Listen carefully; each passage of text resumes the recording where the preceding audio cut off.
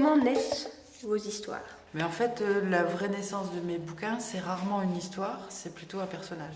Tant que j'ai pas vraiment mon personnage qui me paraît pas vivant, qu'il n'ait pas une personnalité et tout, je m'en fiche un peu de l'histoire. J'attends d'avoir un personnage et c'est lui qui va porter l'histoire. Si tu étais un livre, lequel serais-tu? Je sais pas quel livre je serais si j'étais un livre, mais je sais dans quel livre j'aimerais bien être. Ah, C'est autre chose. d'accord. Depuis toute petite, j'adore Harry Potter parce que c'est avec ça que j'ai commencé à lire, etc. Ouais. Et comme c'est un univers que j'aime beaucoup, bah j'aimerais bien y entrer. Être dans ce livre. Voilà. Et vous? Moi, si j'étais un livre, lequel je serais mon livre fétiche, mais j'aimerais pas être dedans. C'est exactement le contraire. Voilà, ce serait Sa Majesté des Mouches de William Golding. C'est mon livre, c'est un livre hyper important pour moi, mais je voudrais jamais être là-dedans, quoi. C'est horrible. Comment aimez-vous lire? J'aime pas trop lire assise, donc je lis plutôt couchée. Couchée autour du livre, quoi. Voilà, et si je lis assise, ça va être dans un endroit et un seul qui est pas du tout sexy. Je lis aux toilettes.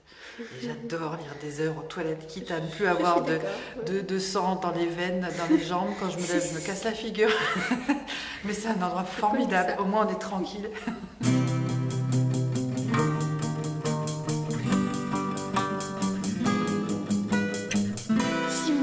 S'il y avait un personnage de roman que vous aimeriez rencontrer, ça serait qui? C'est très difficile parce qu'en fait, ça se bat dans ma tête entre des personnages de romans que j'ai aimés et des personnages de romans que j'ai écrits. Et forcément, là, je pense à Maxime, quoi.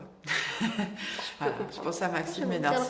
Si je pouvais le voir en vrai. Pourtant, il est autant présent dans ma tête qu'il peut l'être. Hein, parce que franchement, il y a des moments quand je suis en train d'écrire son histoire, je vis Maxime, je respire Maxime. Voilà, il n'y a que moi qui puisse l'être. Et en même temps, si je pouvais le sortir de moi et qu'il prenne un corps, ah ouais, ce serait génial. Joker. Donc, allez-y, posez ce que vous voulez. Je pose ce que je veux comme question. Est-ce que, à ton avis, le fait d'aimer lire, parce que tu aimes lire, est-ce que ça te poussera un jour à écrire?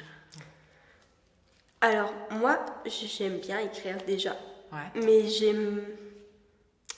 j'aime pas trop montrer. Enfin, pour l'instant, c'est mes textes à moi. Ça changera peut-être avec le temps. Mais c'est bien de ne pas montrer tout de suite. Quel est le principal moteur pour écrire, d'après toi? C'est difficile. Je dirais que c'est juste pour le plaisir qu'une fois qu'on a commencé, ça se déroule tout seul et que ça sort et que ça sort. Et que même si c'est pas beau au départ et qu'après on va revenir dessus, le plaisir du fleuve qui coule en fait, de l'écriture qui suit, moi j'adore ça. Moi, je compare toujours ça, tu sais, à Spider-Man quand il découvre quand il a été piqué par l'araignée et qu'il commence à s'apercevoir des dons qu'il a. L'image du fleuve, c'est ça, quoi. Quand tu t'aperçois que tout d'un coup, c'est plus un effort et que ça coule tout seul, t'as l'impression d'avoir un putain de pouvoir magique. Voilà, c'est ça. Et ça, c'est génial. C'est exactement ça.